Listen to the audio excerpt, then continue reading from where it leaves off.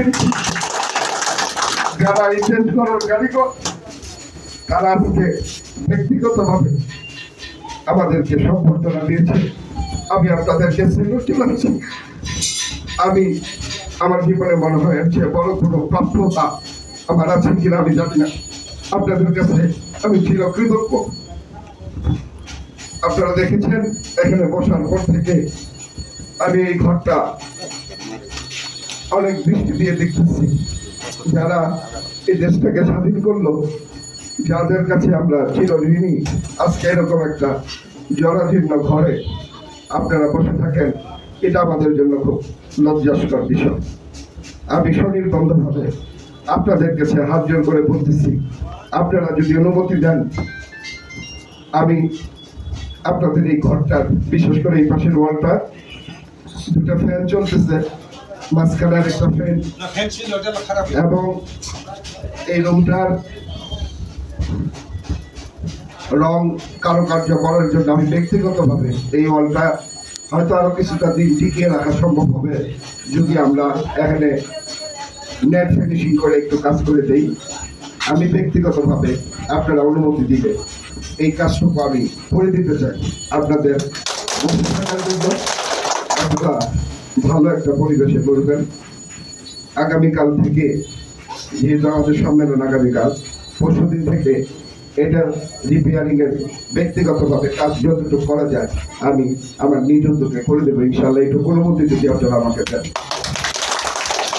আজকে আমার সম্মানিত সভাপতি মহোদয় এখানে রয়েছেন। আমাদের অফিসে নরসেদ চাচা যান, ওনাকে দেখার পরে আমাদের বুকটা, ব্যক্তিগতভাবে আমার বুকটা অনেক ভরে যায় যে আমার পাশে একজন মুক্তিযোদ্ধা বসে আছে। এটা যে কত বড় পাওনা এটা নিজে বুঝতে পারবো না। আর মুক্তিযোদ্ধাদের সাথে আমাদের একটা নিবিড় সম্পর্ক রয়েছে, কারণ আমার দলের প্রতিষ্ঠাতা শহীদ প্রেসিডেন্ট জিয়া রহমান সর্বকালের সর্বশ্রেষ্ঠ মুক্তিযোদ্ধা, যে স্বাধীনতার ঘোষণা দিয়ে যুদ্ধের ময়দানে থেকে একটা সেক্টরের কমান্ডার হিসেবে যুদ্ধ করেছেন এবং 11টা সেক্টর হিসেবে করেছেন। মুক্তিযুদ্ধের চেতনা থেকে বাংলাদেশ জাতীয়তাবাদী দলের জন্ম হয়েছিল। আমরা সেই দলের এখন সামান্য কর্মী। আমরা আজকে বক্সিগঞ্জ উপজেলা বিএনপির পক্ষ থেকে আমি আমার সভাপতির অনুমতি নিয়ে আপনাদেরকে সাথে বলতে চাই, বাকি জীবন যতদিন বেঁচে আছি জানি না কতটুকু আপনাদের খেদমত করতে পারবো। আস্তে আস্তে আপনারা মুক্তিযুদ্ধ আমরা হারিয়ে ফেলছি। হয়তো 2-4-5 বছর পরে আমরা মুক্তিযোদ্ধা খুঁজে পাবো। আমাদের সন্তানরা এক সময় হয়তো মুক্তিযোদ্ধাদের ছবি দেখবে। আমাদের সৌভাগ্য যে আমরা মুক্তিযোদ্ধাদের দেখছি। আমাদের পরবর্তী প্রজন্ম যারা রয়েছে তারা হয়তো মুক্তিযোদ্ধাদের ছবি দেখবে, আমরা তাদেরকে ছবি দেখাবো। যতদিন আপনারা আছেন, আমরা উপজেলা বিএনপি এবং আমার নেতা কেন্দ্রীয় বিএনপির কোষাধ্যক্ষ, বক্সিগঞ্জ দেয়ানগঞ্জের উন্নয়নের কর্ণধার, জামালপুর জেলা বিএনপির সাবেক সফল সভাপতি, আপনারা জানেন একজন কর্মবীর মানুষ। আজকে সারা বাংলাদেশে বিএনপির পরিবারের একজন হয়ে তারেক জিয়ার দিক নির্দেশনায় সারা বাংলাদেশ অক্লান্ত পরিশ্রম করে যাচ্ছেন।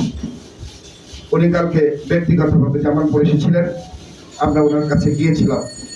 তার শারীরিক অবস্থা এতটা খারাপ, এতটা লোড পড়ে গেছে, আমরা নিজেরা খুব মর্মাহত হয়ে গিয়েছি। তারপরেও সে অক্লান্তভাবে পরিশ্রম করে যাচ্ছেন। তিনি একজন কর্মবীর মানুষ।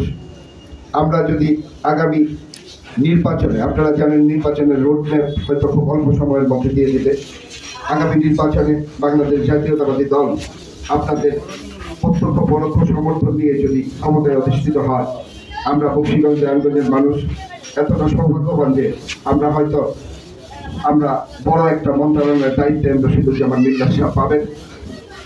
আমরা ওনার মাধ্যমে আপনাদেরকে সর্বোচ্চ স্বীকৃতি, আপনাদের জন্য সর্বোচ্চ যেটা করা দরকার সেটাই করবো, এই প্রতিশ্রুতি আপনাদের মধ্যে আমরা দিয়ে দেব। পরিশেষে মহান রাব্বুল আলামিন আপনাদেরকে আরো দীর্ঘায়ু করুন, আপনারা আমাদের মাঝে থাকেন। আপনাদের কোনো দলীয় পরিচয় নেই, আপনাদের সবচেয়ে বড় পরিচয় হচ্ছে আপনারা আমাদের সূর্য সন্তান। আপনাদের মাধ্যমে দেশ আমরা পেয়েছি। আপনাদের সন্তান যারা রয়েছে তাদেরকে তাদের যে কোনো সাহায্য সহযোগিতা, আপনাদের যে কোনো সাহায্য সহযোগিতা, আপনাদের যে কোনো কাজ, আমরা মনে করি এটা আমাদের নৈতিক দায়িত্ব এবং কর্তব্য। আপনারা শুধু আমাদেরকে বলবেন, আমাদেরকে নির্দেশ দিন, আমরা আপনাদের পাশে অতীতে ছিলাম, এখন আছি, ভবিষ্যতেও থাকবো। পরিশেষে মহান রাব্বুল আলামিন আপনাদেরকে আরো দীর্ঘায়ু করুক। এবং গত দুদিন আগে আপনারা যে একটি কমিটি পেয়েছেন, রশিদ চাচা অত্যন্ত ভালো একজন মানুষ, ওনার মধ্যে হৃদ্যতা রয়েছে, কর্মবীর মানুষ। আমাদের এমপি মহোদয়ের সাবেক এমপি মহোদয়ের সাথে ওনার অত্যন্ত ভালো সম্পর্ক, ওনাকে খুব ভালো জানে, ওনার বিষয়ে আমাদের সাথে কথা হয়েছে।